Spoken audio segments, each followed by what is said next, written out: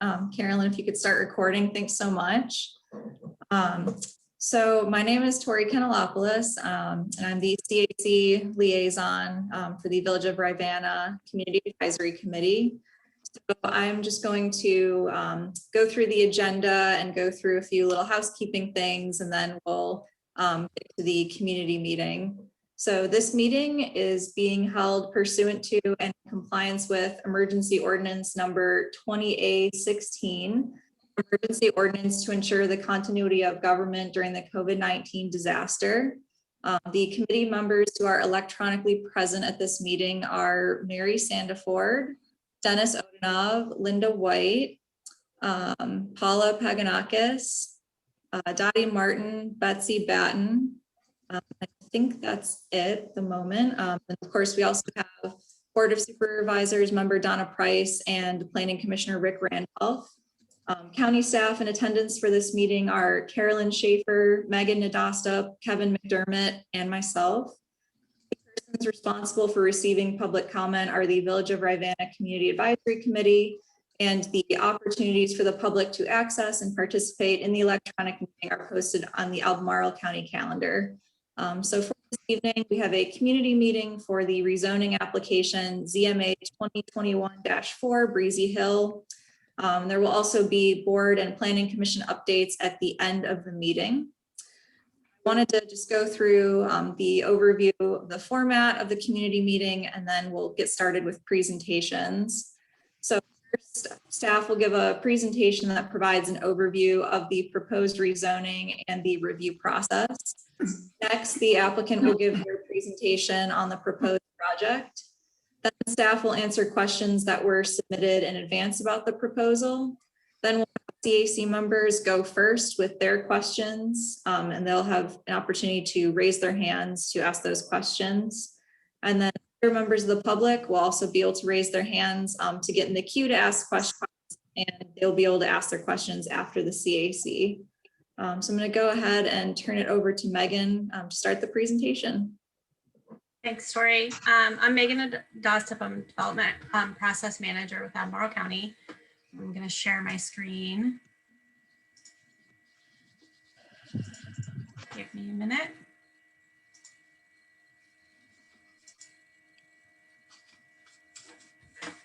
All right. So as Tori said, this is ZMA 2021-04 for Breezy Hill. And the purpose of a community meeting is to share information about the proposed project. This is really the beginning of the review process. And I'm going to talk about the development review process and policy regulations, and also to get public input on the proposed project. And I'll include a summary of the input and information and concerns that were raised at this evening's meeting, in addition to other concerns that as the process goes on to the Planning Commission and Board of Supervisors. So I'm just going to quickly go through some planning 101, a little bit about how development happened in Albemarle County. So like I mentioned, we're really at the beginning of the process, right here at the beginning of the legislative review process, where staff reviews and then makes recommendations to the Planning Commission and Board of Supervisors. After that process, then it goes into site design review, then approval, and then construction and build. So a little bit about zoning. So most cities and counties have laws about what you can build and where. And where a property owner can build depends on where or what zone the property is in. So the county uses zoning to group land into different areas or zones to protect the health, safety, and welfare of its residents. So there are two main ways that zoning ordinance groups compatible developments: use of buildings, residential, commercial, institutional. So build a house and someone builds a factory next door, that would need to be regulated and zoned for that.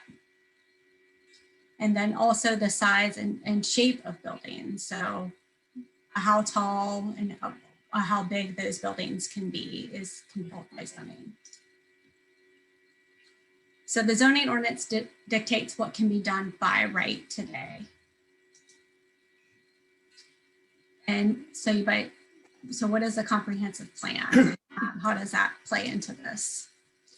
Well, we have a 20-year vision, and that's what the comprehensive plan is. It's a document that contains overarching policies and recommendations and incorporates each of the master plans. So the Village of Rivanna has its own master plan that's adopted by the board. So these plans and policies are developed with extensive engagement with community members and also the people who are most directly affected. So each development has its own master plan, and it contains a future land use recommendations for each property. There are 5 in the county development areas. So sometimes the current zoning and the future land use designation don't line up.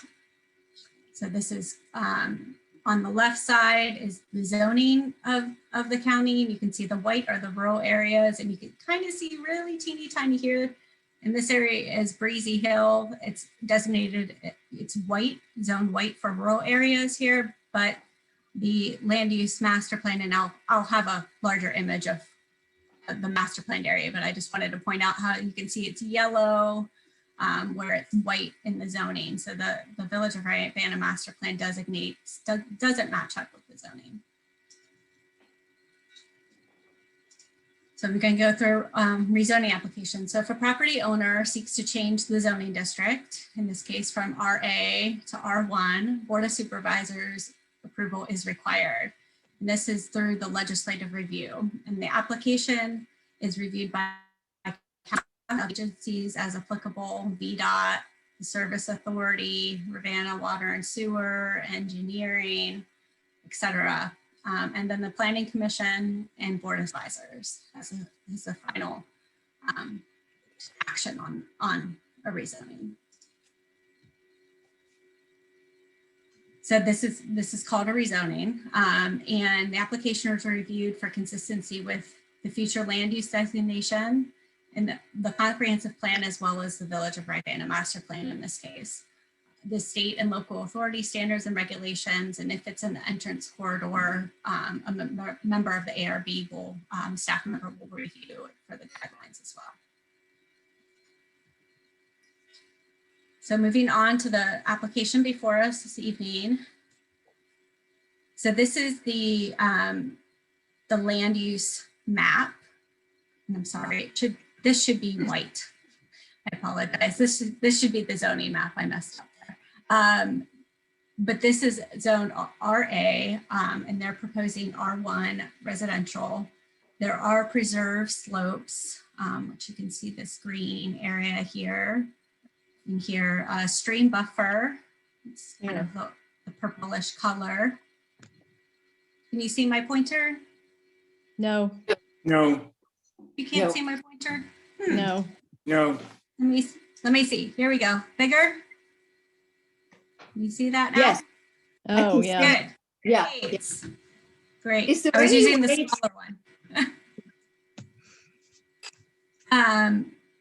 So where are the steep slopes? The preserved slopes are this lighter green color. That's a lighter green. Okay. This is a map that combines the land use map from the Village of Rivanna master plan with some of the environmental features. So this has the lighter green is the preserved slopes. The darker green is the parks and green systems. And actually the parks and green systems overlaps these environmental features. They're just underneath all of the other layers. So you can't see it. So say, the water protection buffer, the stream buffer is here, this purpley color, and then the bluish hatch is the floodplain. The underlying green, dark green parks and green systems covers all of that. So there's a total of 5 parcels with approximately 74 acres. And subtracting out the green systems, it's approximately 57 acres. So here, a closer up of what is recommended in the plan. And you can see the area B from the Village of Rivanna master plan is where Breezy Hill is located. And in that area B recommends 1 unit per acre. And this is the plan. I'm going to let the applicant go into more detail on what they're proposing, but it's 80 lots.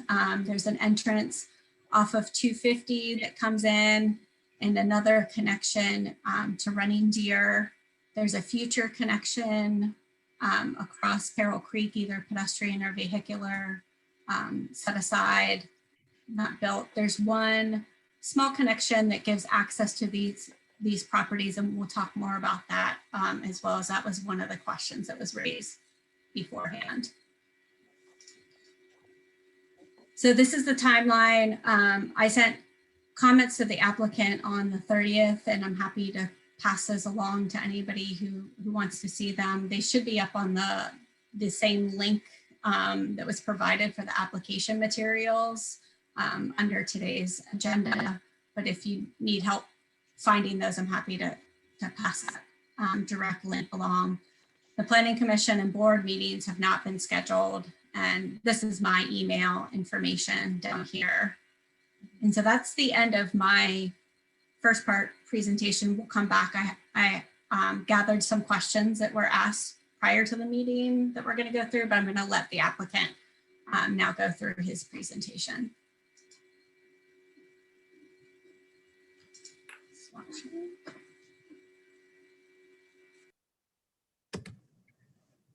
Hi, everybody. I'm Charlie Armstrong with Southern Development. We don't have much of a presentation beyond what Megan's already showed you. What I'd like to do, if I can, is put the plan on the screen just to illustrate a couple of things. Also here in the meeting tonight with us are Sharif Subra with Southern Development and Don Franco with Routerbush Gale. Hopefully you all can see that now.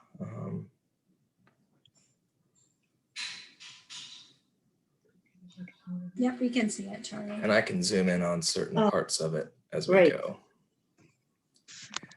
So this is the main sheet in the plan that shows what is proposed. And I'll just zoom in a little bit here, and hopefully that helps. It takes a little while to load, so sorry about that. We've been working on this property for quite a while, and I've met most of you before, and we've certainly talked with a lot of you in public meetings in the past. So hopefully this is not new to many of you, but we are proposing R1 zoning for this property. It is the lowest conventional zoning district that Albemarle has in its zoning ordinance. A1 is an agricultural district. That's what it's zoned now. The plan changes since the last time this project was proposed for rezoning. The major ones are that what we were proposing last time was a R4 rezoning.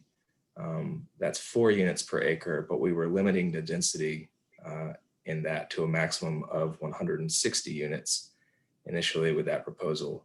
And then before it got to the Board of Supervisors, we changed that proposal to 130 units in an R4 zoning. So this is proposed to be an R1 zoning, and we did not have a density maximum in that because it has a maximum all by itself.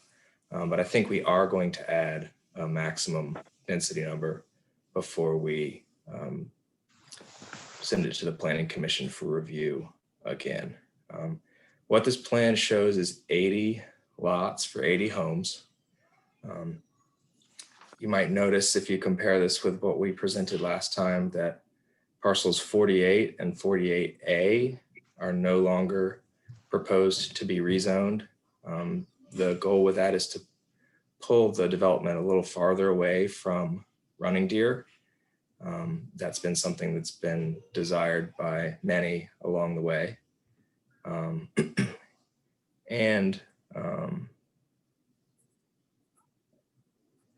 It also, this question was asked, we'll get into it earlier, but it does have access to 48A from internal to our project, even though this will stay an agriculturally or so rural zoned parcel.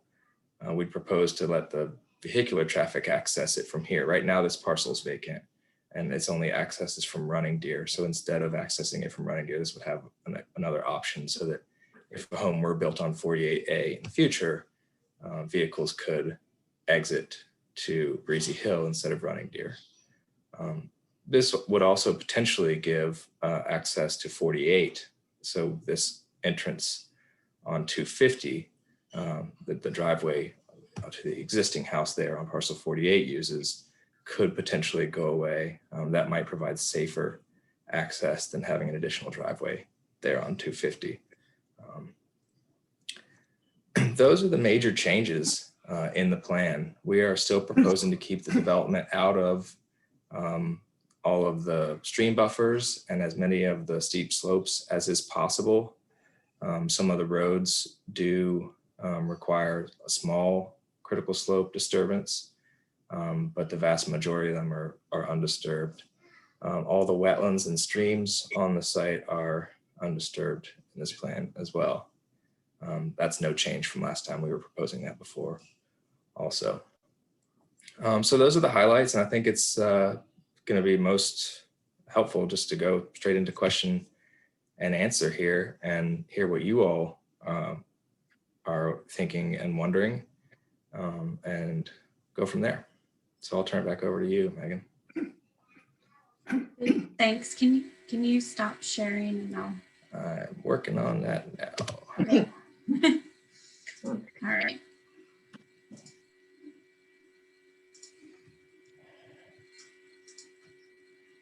So we received some questions ahead of time. The first question is county staff, and I've put the answer here, but with the reduction in density, is a connection to running gear still required by VDOT? And I've reached out to Adam Moore at VDOT and passed along the sections that I think Mr. Odenoff, you had looked up. And he responded that 2 connections are required under 24. I'm not familiar with VDOT's code, but that's the number. If you want to write it down, I'm happy to send it to via email. So 2 connections are required. And then for over 200, that was mentioned as a question of when that requirement kicks in. It's actually additional connections above the 2 are required above 200. And I had asked him if a waiver of this requirement would be supported, and I can send out more details about why, but a waiver, he said a waiver of that requirement would not be supported. The second question, I think Charlie answered some of points of this, but I'll get him to answer the rest. So what are the plans for parcels 94, 45, and 45A now that they are no longer included in the application, but access is provided? Will you or someone else develop those in the future? And how many lots can be built on those parcels? I think that question meant to say 94, 48, and 48A. Yes, And if I'm sorry. mistaken, let me know. Yes, no, you're correct. So I went over why they're no longer included in the application, and that they would have access from Breezy Hill instead of running deer through that easement that we're proposing. That easement's not big enough to build a state road. It's only proposed to be a small driveway easement just for ease of access to a smaller community road rather than running deer, which doesn't want more traffic on it. And I can't tell you whether somebody will develop them. They are in the growth area. They certainly could be developed. If somebody wanted to rezone them in the future, that would have to come back to the Board of Supervisors. Anything's possible. So I certainly couldn't preclude that, but we don't intend to do that. Who has control over those parcels? We do. As I mentioned, we would almost certainly build a house on that one vacant parcel. I don't see any reason why we or somebody else would not. But I don't plan to do any rezoning on those parcels, whether we sold them to somebody and they did something later. I don't know, but it is in the growth area. What could be done to prevent anyone else from doing rezoning or redistribution of the parcels so there'd be 8 instead of 2? Can anything be done if you ever sold them to prevent 8 additional houses from being built on those parcels?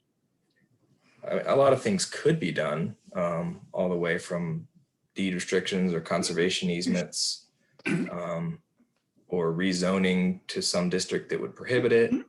But we don't plan to do any of that.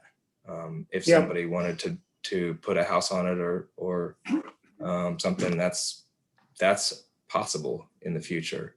I don't think that 8 would be possible. I haven't done an analysis of what the RA zoning on those 2 parcels looks like, because it's not something that we've considered. But I would be very surprised if they had 8 development rights. We appreciated the fact that you were creating a buffer between the current Breezy Hill application and Running Deer. And so our concern is we'd like to maintain that buffer because, as you know, you were very sensitive to that before. And so I didn't mean to interrupt you. No, go ahead. So that's our concern. I understand. We'd like to keep that buffer. We don't intend it as an open space, undeveloped buffer. It has a house on it right now. We intend it to be residential, just like what's on Running Deer right now.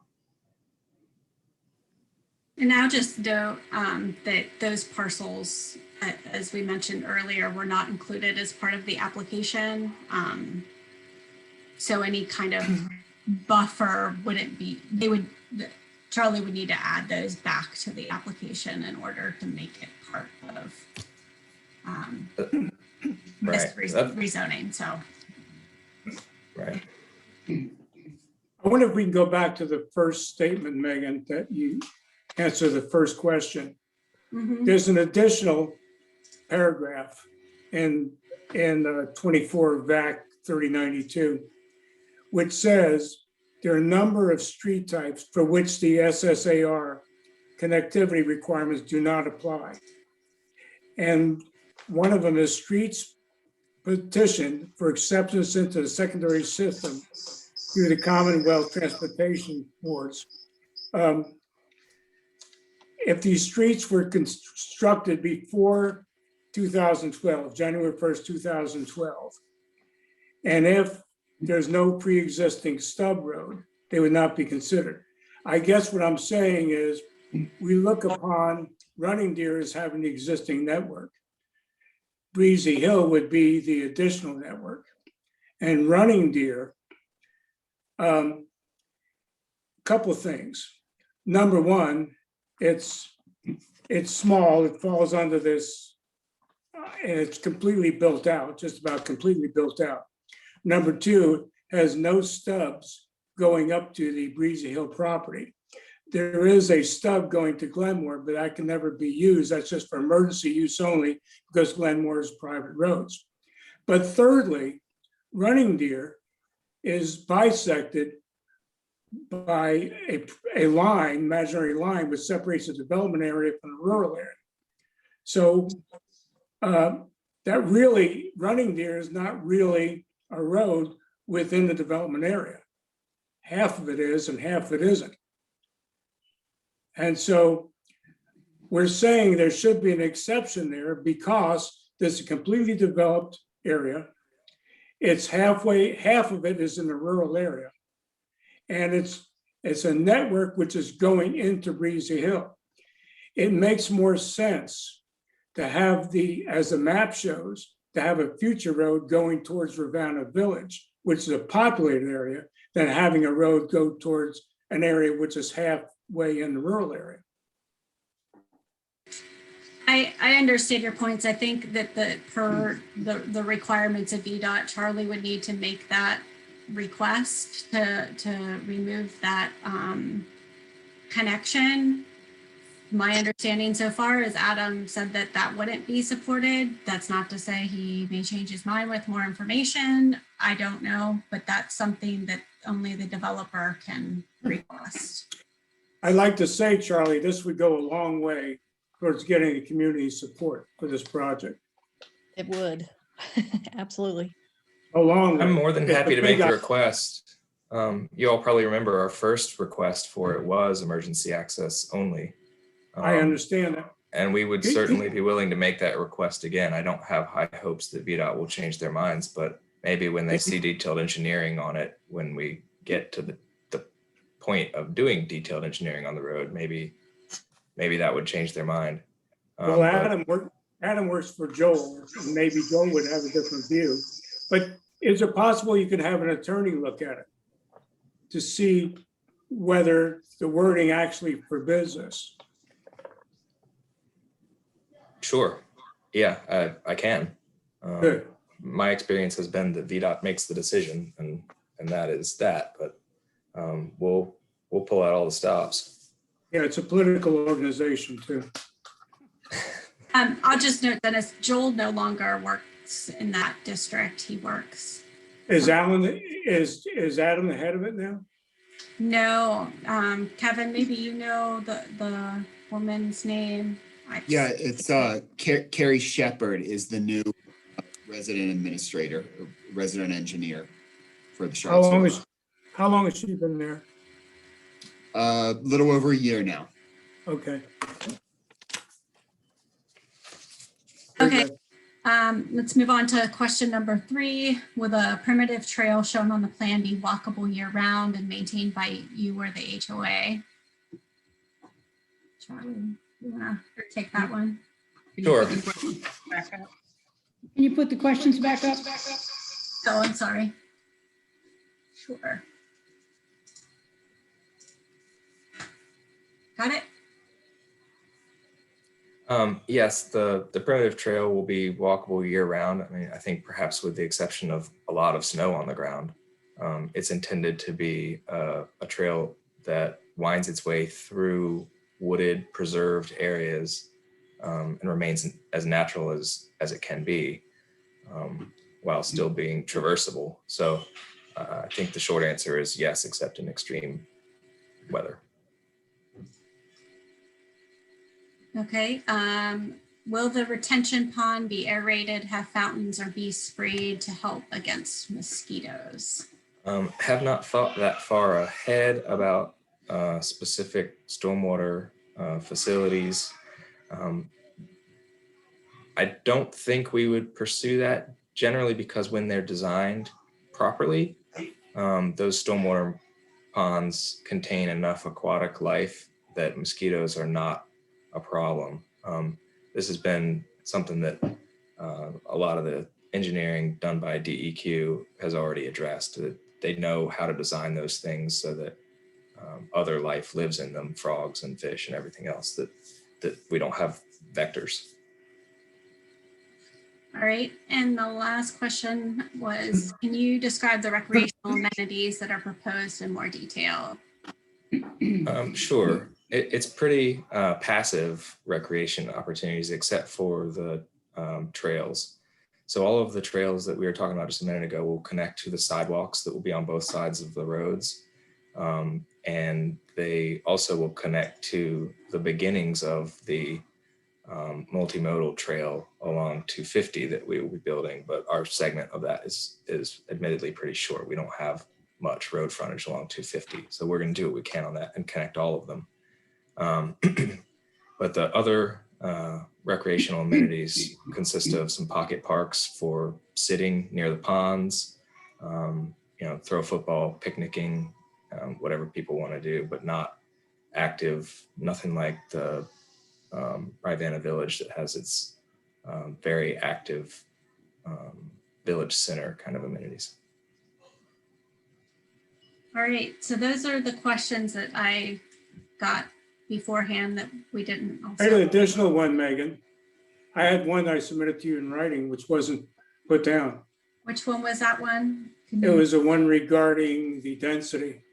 It was my third question, I think. I had 3 questions. I can find it. I can pose it. I can Yes, pose it. go ahead and pose it. Thank you. Okay, Charlie, you're applying for R1, but you have 80 units. But the Planning Commission has said on more than one occasion, and so has staff in their comments to you, that they're going by net density. And the comprehensive plan is also mentioning it. So why are you continuing to use gross density in your application? I will say to you that, again, going towards net density, going to net density, and reducing number of units in net density would meet the master plan requirements, and again, go a long way towards approval.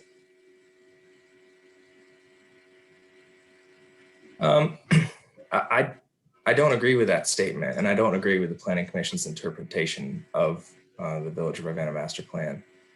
The master plan itself mentions gross density.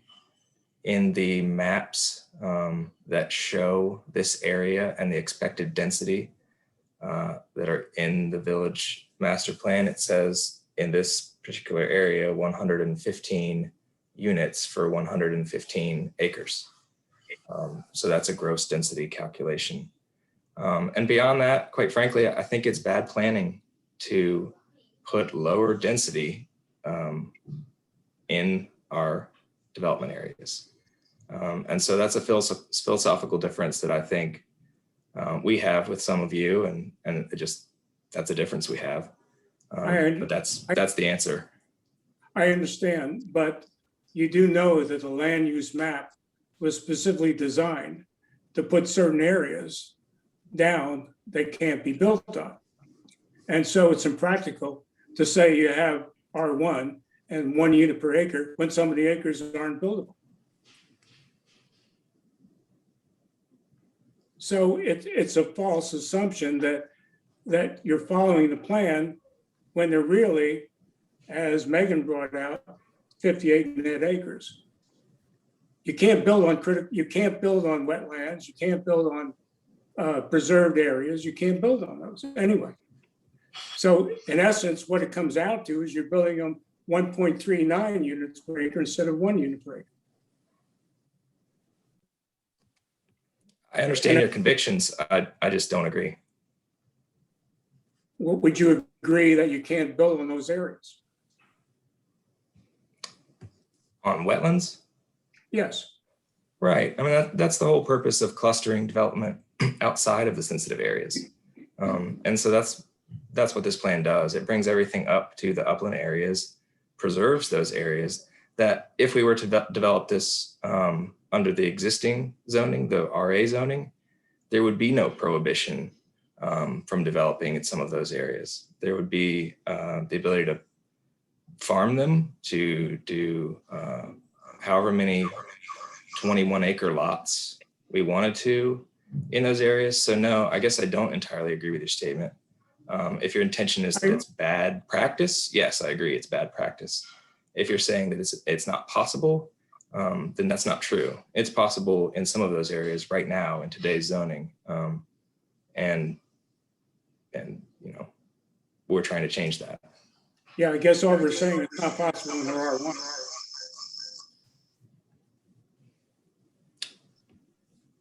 Right.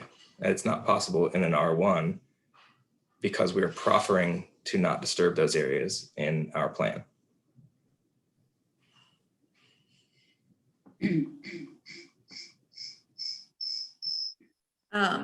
Okay, we can continue with the Q&A. So we'll continue with CAC members first.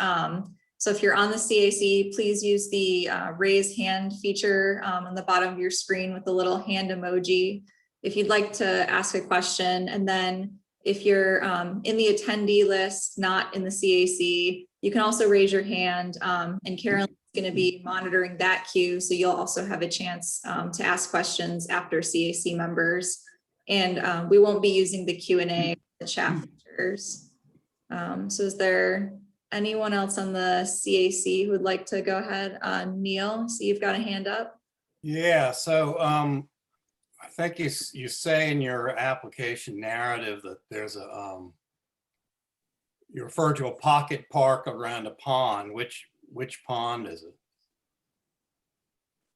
I will share my screen again if I'm still able, and I'll be able to point to that.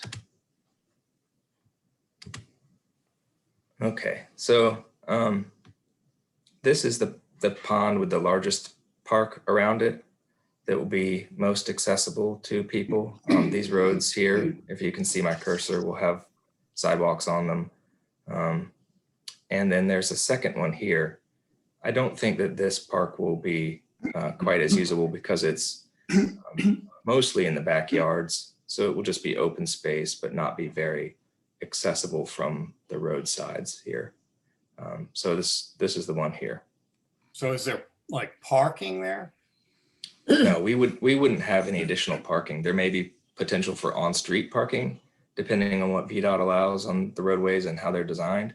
But the intent is not for people to drive to this park. It's for people to walk to this park as long as they're able. And if they need some accommodation and need to drive there, then there probably could be some on-street parking. So it's very, very, very limited. So it's basically a park for the Breezy Hill residents, Yes. Yes. not the Village of Rivanna residents.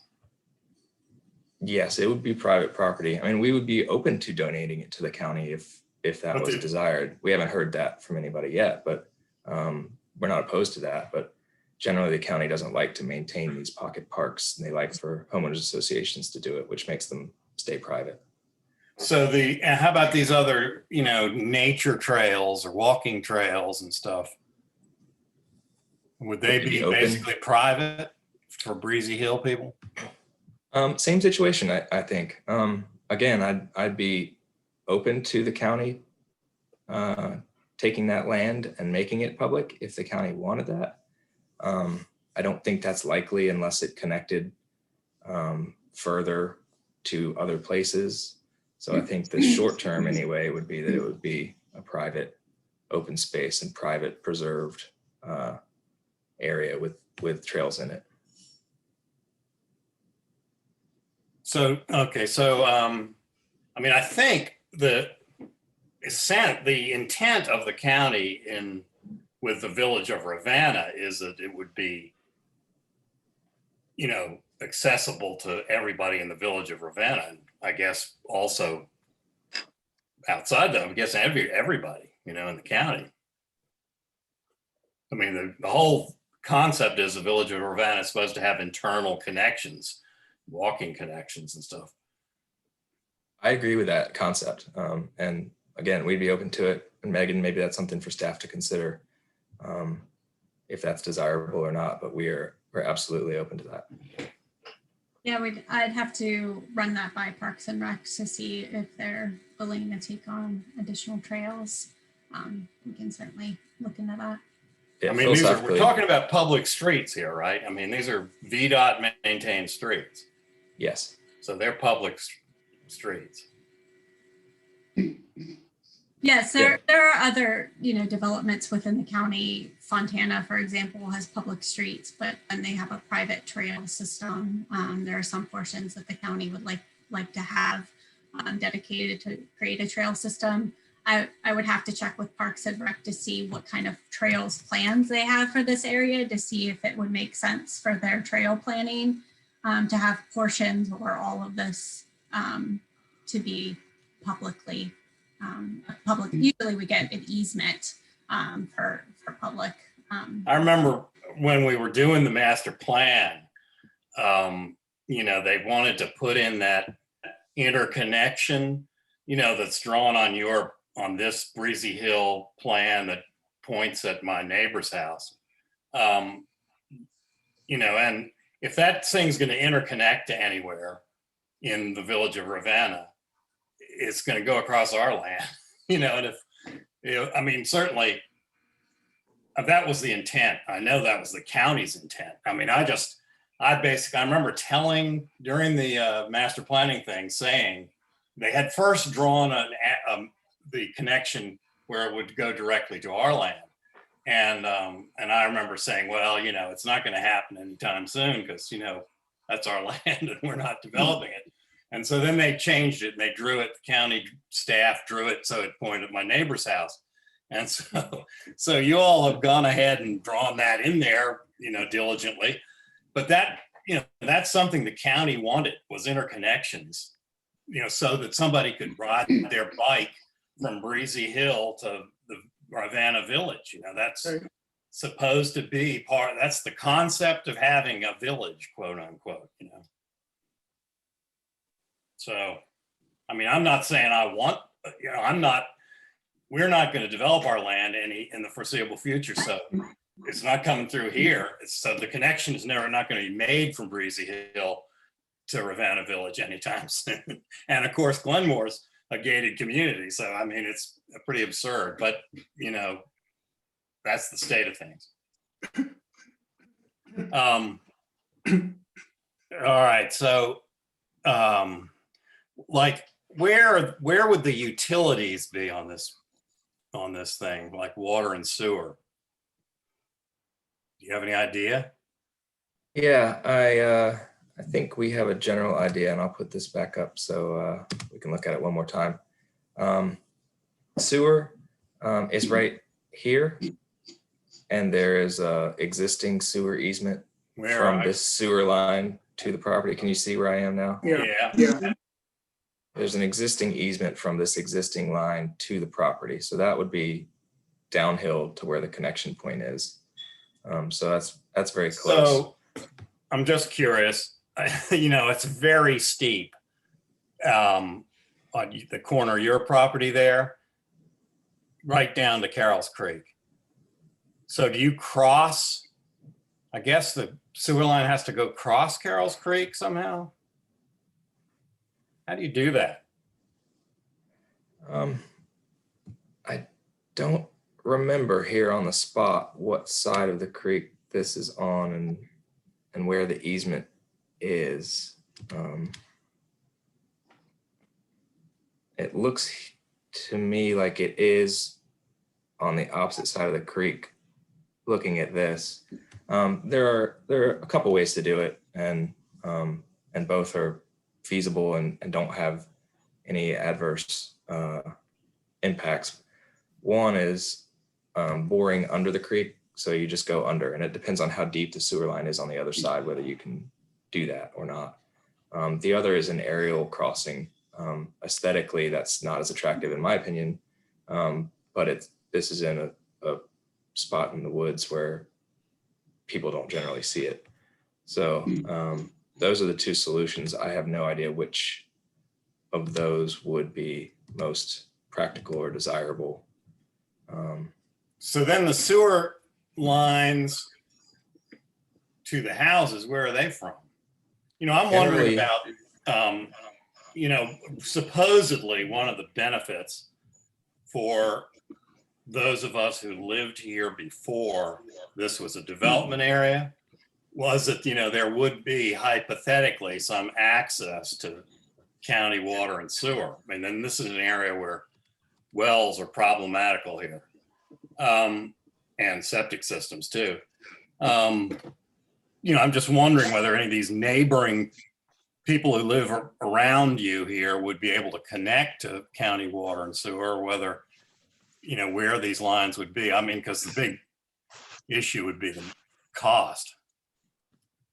Yeah, this sewer line that I was pointing at here goes up this way toward the village center. So yes, neighbors over here could theoretically connect to that now. I don't know how close it gets to those properties.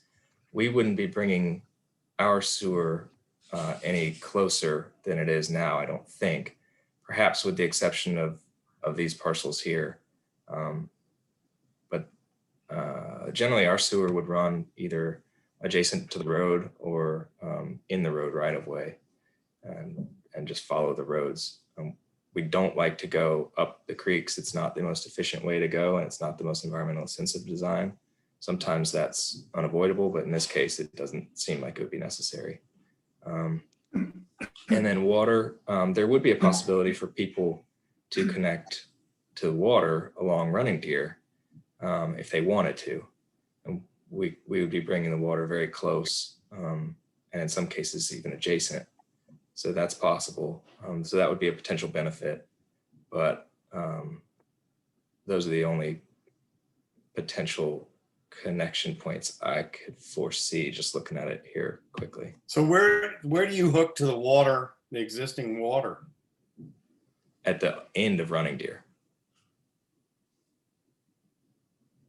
So you bringing water up Running Deer? Yeah, in the road. Huh, Thanks. that's interesting. So obviously that would make connection for anybody who's directly adjacent to that very easy. Yeah, that would be a real benefit potentially. Yeah, optional, of course, but Charlie and Neil, Rick Randolph, can I just interrupt you for a second to just point out that any expansion of sewer or water in a rural area would require a legislative decision of the Board of Supervisors? It's just not a matter of connecting, because de facto, as soon as one provides water and sewer, you're expanding the development area. So the Well, board I'm thinking weigh about, in on that. I was thinking Impact about rural area property. I was thinking about the places that are in the development area, which would mean the places on the west side of Running Deer, right? Right. correct. Mhm. Yep. That's a good distinction, Rick. Thank you. Paula, would you like to go ahead with your question? Yeah, if you want to put your map up again, please. I'm looking at the larger of the two green areas with the lake in it. Am I reading this correctly, that that's completely landlocked? There's absolutely no access except by those properties or people walking through their properties? You're talking about this one? Yes. It would be accessible from this primitive trail here, could access it, but yes, you're correct. Its intention is more as open space and not, it's kind of in the bottom of a swale where it wouldn't be a great gathering spot anyway. Yeah, it's quite misleading to have it listed as a park. It's just shown as green space, I think. Did we mislabel it somewhere? You called it that. Yeah, I think in your next submittal, we'll probably want to clarify which areas are the pocket park versus just open space. Thank you.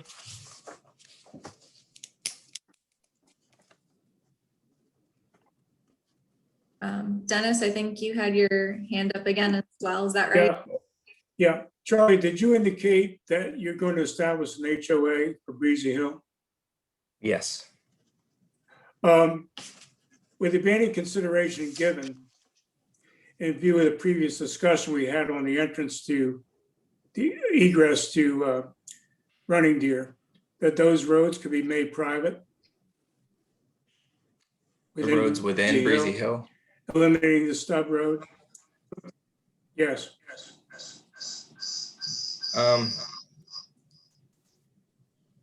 Because that would eliminate the requirement to go into Running Deer. I think it was brought up in your first applications way back when. Yeah, I'm not sure what the rules are on private roads, and we generally try to avoid private roads because these roads have potential benefits for everybody. If they're private roads, then people can't walk on them, for example. Just like in Glenmore, if they want to keep you out, they keep you out. Philosophically, I don't really agree with that concept. We don't like to develop gated or private communities. And so we generally don't go in that direction. What would your HOA have responsibility for? Maintaining the open space at a minimum, maintaining the stormwater facilities as well. Usually we have the HOA be responsible for maintaining these street trees because VDOT doesn't. And other optional things, depending on the nature of the community, could be lawn maintenance. I don't see that here, though it might be desirable. So HOAs can do all kinds of things, trash service, provides some kind of collective bargaining among neighbors for service providers that is a benefit. This one, I think, probably wouldn't include so many services because people like to be independent sometimes, but again, we haven't quite gotten that far in the thinking about how many activities the HOA would undertake. I'd like to ask a question of Megan. Megan, is it possible that part of the road system of an HOA could be private and part public? So this question is timely. I just was before the Board of Supervisors to talk about private streets. I think the overall desire coming out of that work session where we talked about private streets is to have public streets where possible. So while the applicant could request private streets, there would need to be a justification that's made under the ordinance. And I'm not sure, since they're able to do private streets, that would be supported. Or they're able to do public streets, sorry, that would be supported. All I was thinking of was that road which goes down to the limit of Breezy Hill here be private and be used, that section of road, and be used only for emergency access only. It would I'm need, asking if that's possible. it would need to meet the criteria And that part, outlined in the ordinance and approved by the Planning Commission. I can say, I don't think staff would be supportive of that. We also have in our subdivision ordinance provisions for interconnectivity between public and public roads. So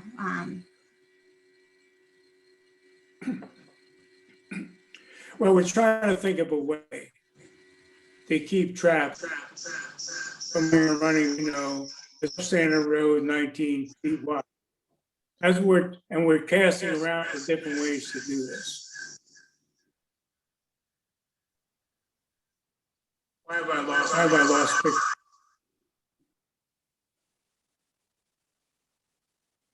I understand the desire. I don't think our policies would support a private street there because it can be public for the long-term maintenance and of roads in our development areas. Like I said, they can apply, we can evaluate it. Planning Commission has it's the ability to approve that.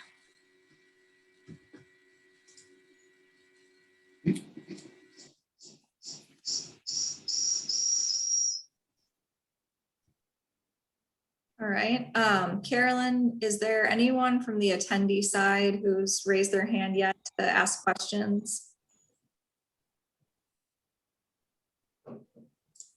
Yes, I have Jan McCarthy. Hold on one second. Thanks.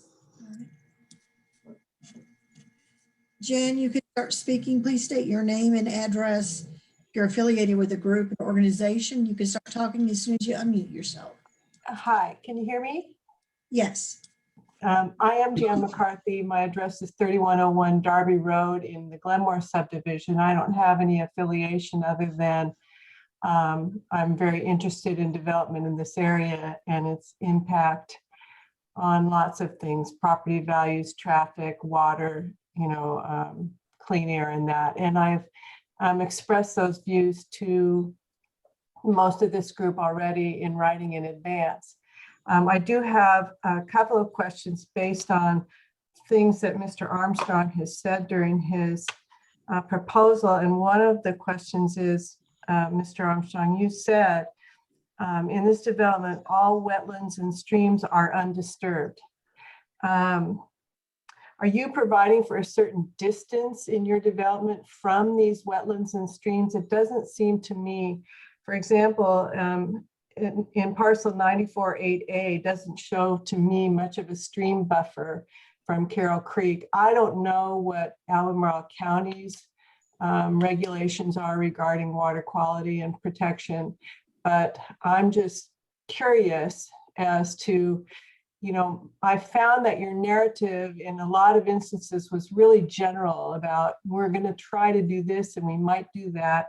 And you making the statement that everything is undisturbed, it's not really convincing to me. And I'm curious for a little bit more specifics on what you really are doing to protect the streams and wetlands that are so close to this development.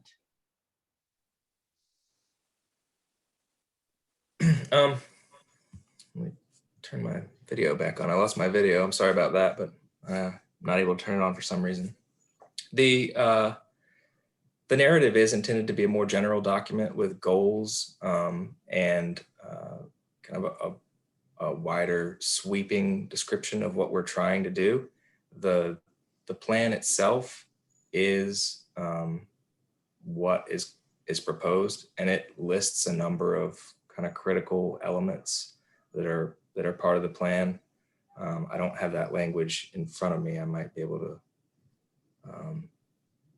grab that before this meeting ends, but it does talk about in the plan some very specific language about keeping new lots out of critical slopes, out of stream buffers, out of floodplains, and things like that. There aren't a whole lot of wetlands that are very close. I guess the close is a somewhat subjective word too, but to the new roads or new lots, those tend to be in the lower areas where we have a pretty large preserved area. On the plan, you can see, I can zoom in on that a little bit.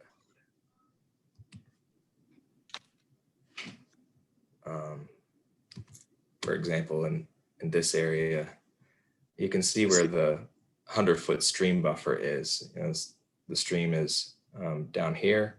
And so this is 100 feet. And in a lot of cases, it's another 100 feet or so until you even get to the lot line of a new lot and some additional distance before you'd be in a new house. So that's a kind of description of about how far it is or how close it is, depending on how you look at it. I hope that answers your question.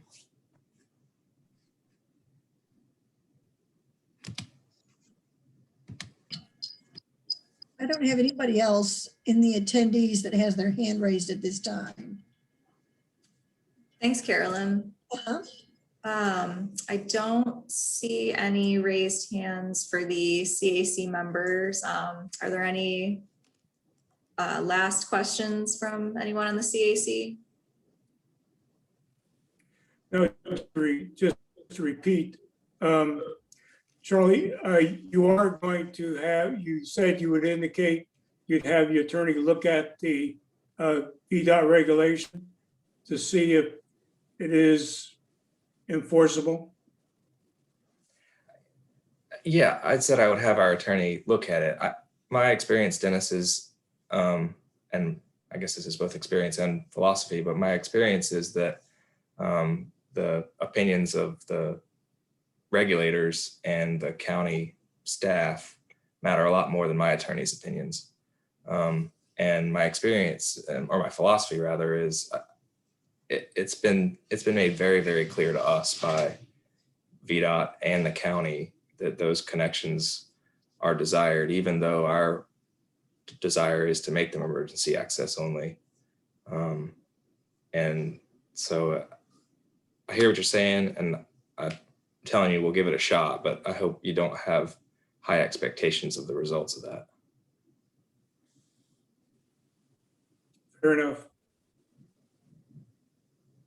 Paula, would you like to go ahead with your question? Yeah, Charlie, I'm newly reappointed to the board. I've been on a hiatus for a few years and working just in the background, keeping informed. But as far as that connector road to Running Deer, do you have any sense of how many cars would use the access off of 250 as opposed to the ones off of Running Deer? Because it seems to me the access road off of 250 is a bit more convoluted and more people would take the straight shot up Running Deer, which I don't think is the more favorable to probably you or the people who live on Running Deer. I agree. I don't have an exact number for you. I wouldn't expect you to, but have you done any thought about that or done any? Yeah, we have, and we've actually made some plan changes, and bear with me, I'll put this thing up one more time so we can talk about it. Thank you. So in an earlier version, this road came straight through, and that seemed to create a likelihood that people, as they were leaving their house, would go straight through. People are more likely to carry on with the straight movement rather than make a turn and go out. I wouldn't argue that some people might decide it's more convenient to go out one way versus another. But that was a change we made to provide some level of discouragement of people leaving this way. It just seems that it's more convoluted down as you get towards 250, where that other the other part of the S curve goes, and then you have to swing around again and out. Yeah, there is keep speeding at a minimum, maybe. I think most people would choose Running Deer to go in there because it is a much straighter shot. Absolutely.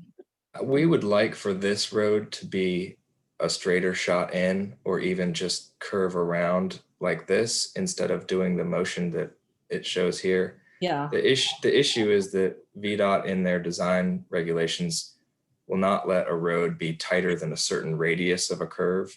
And this is the tightest that they will allow. So if you kind of carry the same curve on around, it puts you way down here. And same thing, if you carry this here, it puts you into this pond. And there's some significant topography to get up to the top of this hill. If you've driven past there, you've seen how the driveway is a little bit steeper there than a state road normally would be. And so we're having to come in and come up that hill without shaving the whole hill down to come kind of straight in like this. Yeah, which would really disturb a lot of land. I appreciate you taking into consideration the steepness, but have you also taken into consideration of eliminating all those curves? That's how we traverse the topography.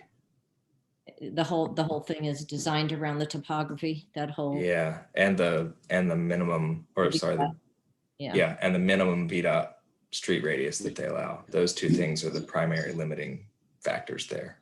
Yeah, because I think that's an issue. I think Running Deer is doomed to be a major thoroughfare. Yep. Yeah. We've designed this the best we can to discourage that. We don't intend it to be that way.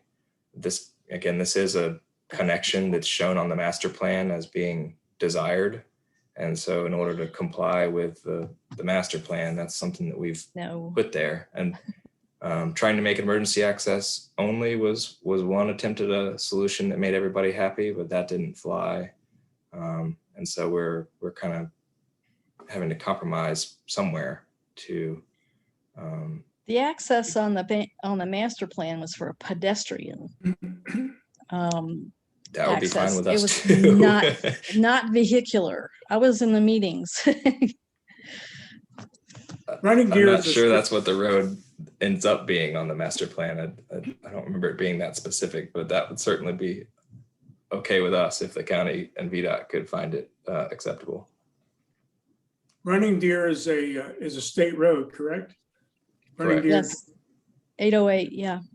It hasn't been maintained for years. It's substandard. What are the chances of decommissioning Running Deer Drive from a state road? Is there a process? You go through to do that? Evan, I don't know if you could answer that question. There is a process. The board would have to have a resolution to do that. If they wanted to remove that from the public system, But there would also, the board and the county would want to make sure that there was agreements in place to maintain that road into the future. And the maintenance of the road would then fall back on the residents, which could get costly. And so I guess I would just say, be cautious about trying to do something like that, because it may be something that is regretted in the future. Yeah, well, the state hasn't done anything for years. The residents don't even want it to be improved because it would encourage more traffic. But I just said statutorily, it could be done. Yes, that's correct. Okay, thank you. Yeah, because the residents are in for a significant adjustment to their life when that road is used as a major access to that community. I just hope that thoughts have been put to every other possibility. And it's not only that it's into Running Deer, it's almost all the way up at the end. So it's not like, it's like everybody's impacted. It would, I also point out that it looks like there's another state road that comes off of Running Deer, Whitetail Lane, and VDOT would not allow a public road at only access off a private road. So it would have to be all the roads in the network back there that would be converted. Who would set the standards for maintenance if it wasn't a state road anymore? Who would set the standards for maintaining it? The county? Yes, the county. Okay. Thank you.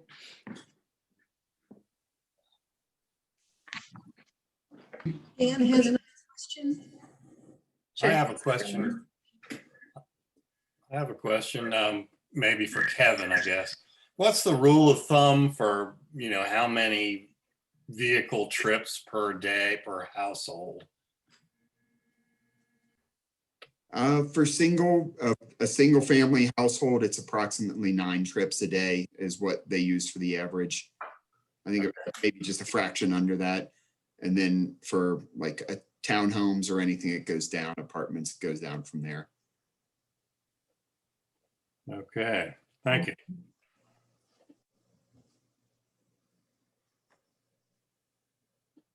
Okay, Jan, you can go ahead. Thanks. Not only, I would get back to what Megan said. It seems that Megan's indicating that the county would be opposed to making that one. There's only really 2 roads inside the Breezy Hill development. I mean, does the county, the Board of Supervisors have a limit saying they would prefer a public road to a private road? This is really small, number one. And number 2, that egress onto Running Deer, you've got trash trucks, you've got lawn services, you've got deliveries and everything else. It's not just 9 trips a day per household. You've got all these other ancillary vehicle traffic. And you better believe that Paul is probably right, that people are going to choose Running Deer. And so I would think that the advantage would be to allow this development to make that road private. It's not that much roadway. Make it private so that they could cut off that ancillary road onto Running Deer and maintain their roads and leave the Running Deer people out of it. Thank you. Well, I'll just add that one of the criteria within the subdivision ordinance for private roads in consideration is that the private road would not serve 2 public roads. And so in this case, that one section would end up connecting to 2 public roads. The other consideration is whether or not the comprehensive plan calls for a connection is one of the criteria as well, which this one wouldn't meet when we're evaluating a private street. We have Deanna wants to ask a question. Deanna, please state your name, address, if you're associated with a group or affiliation, and you can start talking as soon as you unmute.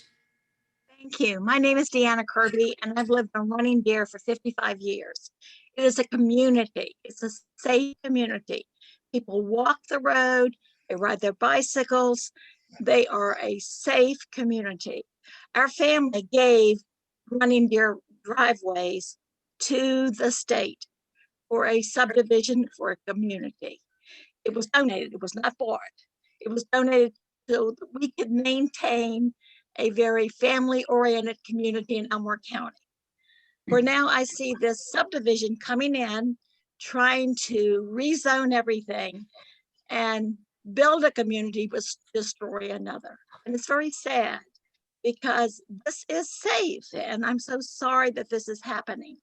But this land was donated to the county. It was not bought, it was donated. And we went around and had people sign to give their parcel of land to the county to donate this to the state.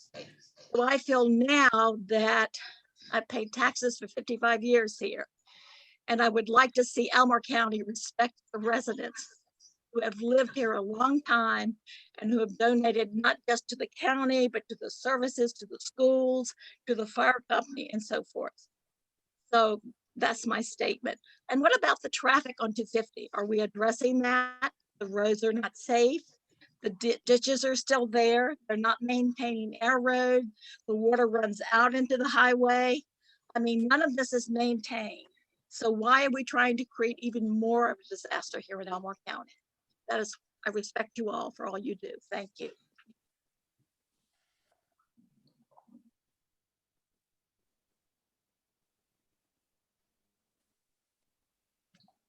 That's the last person.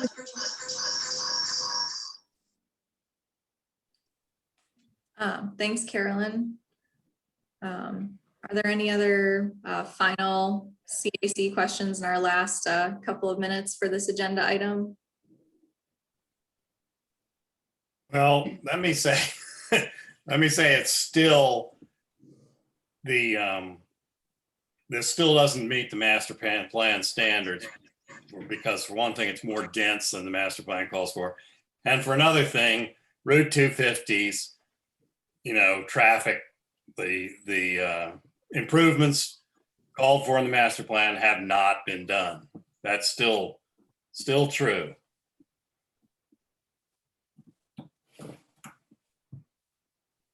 Paula, would you like to go ahead? Yeah, again, my first meeting back after a few years, and I have been following loosely. So I might be asking more questions than supplying information. But every time we talk about 250, of course, it's a disaster. And I personally think that although the new interchange will probably create less accidents, it's going to create, I'm going to project it'll create more of a slowdown on 250 backed up by us out here. But when we talk about transportation out in this area, my thoughts always go to sitting in a meeting and being told that bus service would never come out this way. So I don't know if we've had any updates with regard to bus service, but every time we look at putting a bunch of houses, and especially if they're leaning more towards the affordable end of the spectrum, how can we keep more people off the roads? The answer is, some public transportation. Has that been addressed? I haven't seen it. Has the dial moved any towards public transportation coming out to be able to service all of these additional houses? I'm happy to take that question if you'd like. Thank you. It's true, to be able to fund transit service, we really need a density that we think would be able to support that type of service. It doesn't do us any good to send buses out there if they're not getting filled up. So the residential density is an important thing to think of when we're trying to determine where to send transit. But I will say that we will continually evaluate all areas of the county, especially the development areas, to see if it's possible to try and get transit out there. And I'll also add that there's a lot of new technology that's going into transit where specifically that it's not necessarily a fixed route service all the time, that on-demand transit is getting bigger and the county is looking to possibly move more in that direction, an on-demand service. And if that becomes more available, then it's possible that we could get that type of service out to the village of Rivanna. But once again, I will say we need to have a density that would be able to support that transit service out there. Yeah, it's kind of like chicken and the egg syndrome. You want the density out there before there's transit, but we want affordable housing before there's density. So it's kind of the chicken and egg. Thank you for your answer.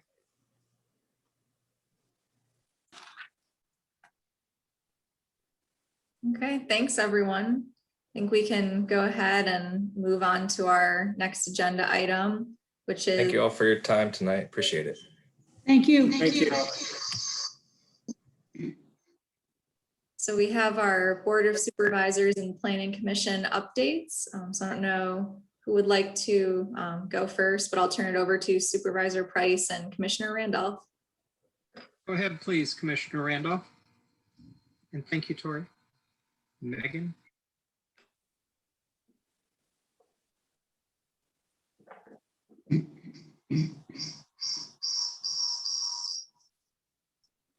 Rick, you want to go ahead and go first?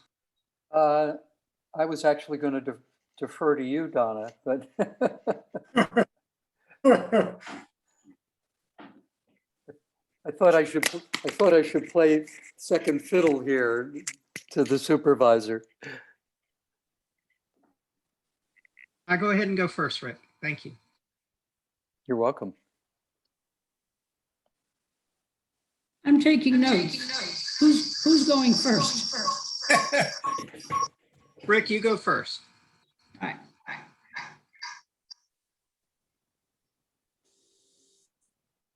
You're muted, Rick. You're muted. I don't have a lot to add because I didn't prepare a report. There's clearly other things going on in the village of Rivanna with the application by Clifton that we will be taking a look at, as you know, later this month. And there's a lot else going on within the Scottsville district, but I thought this was a robust discussion this evening with some very good questions raised. And certainly I'll look forward to the Planning Commission to have an opportunity to revisit this updated ZMA. So that's all I can say at this point. Thanks. Thanks, Rick. As my earplugs fall out. First off, I want to thank so many of you for your continued, both in the past, the present, and by getting involved in the reconstituted, your continued commitment to your community. I very, very much appreciate it. And a number of you have been in multiple communications with over this and other issues.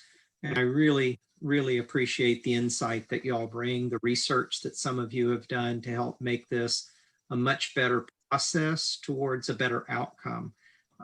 As you've probably picked up throughout a number of the matters that have come of interest for this community, the Boyd Tavern, the earlier Breezy Hill applications, my inclination and tendency is to listen a lot at first and not say too many things because I don't want to inappropriately interject myself into the process. And as we've all seen on these applications, Breezy Hill, of course, being probably as good an example as any, what initially may be proposed versus what ultimately comes to the board can often be very, very different. So I really appreciate what y'all are doing. And I also want to express some great appreciation to y'all for the professionalism in which you have handled all of these issues.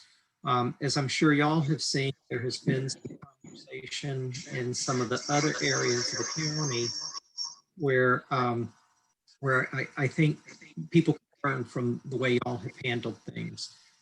It's really important that we always maintain a high level of professionalism, courtesy, and respect, even when we may disagree on substantive issues. And that goes a long way to allowing us to work together. There's also been some discussion in the other CACs, which I think I would like to address a little briefly here.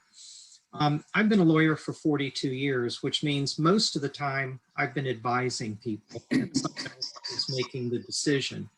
And here in the county, I think we have a really good process which allows individuals, CACs, the county staff, the planning commission, and ultimately for those matters that come before the board for legislative decision, the supervisors have both the authority and the responsibility to make the final decision. And when I was advising, admirals, generals, presidential appointees in the military, I would often end up making a presentation to them that would go something like this. In the realm of legally permissible actions, you may have 4 or 5 choices that you can make. And then I would try to do my best to lay out for them the different considerations of each of those options. But I wasn't the one making the decision. They were the ones making the decision. And they always gave me great respect and understanding professional expertise I could bring in. But I knew that ultimately that was their responsibility to make the decision. And ultimately, for those things that come before the board, it becomes our responsibility. But I hope over the last nearly 18 months, y'all have seen that I do listen. I do pay a great deal of attention to what the insight that you provide. And there will be times, of course, where I'll make a decision that is consistent with what each of you as an individual or the group may make. But there may also be times where I'll make another decision. And if that's the case, I will always try to ensure that respect is a two-way street.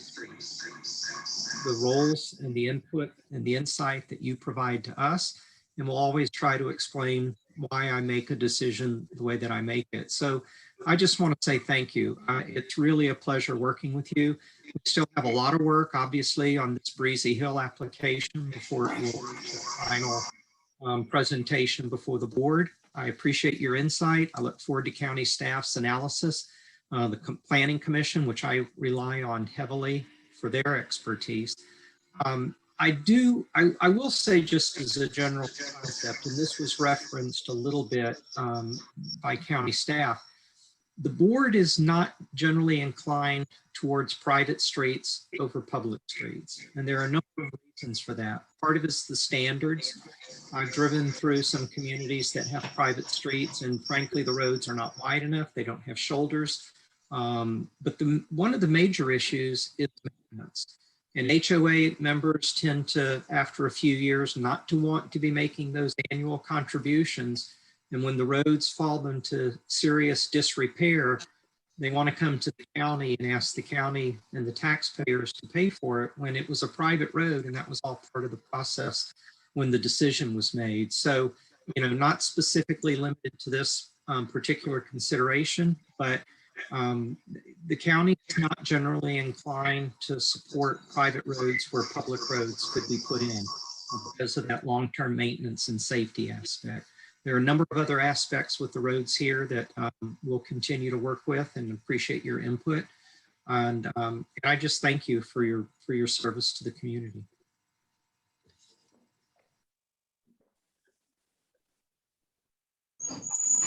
Well, thank you very much, Supervisor Price and Commissioner Randolph.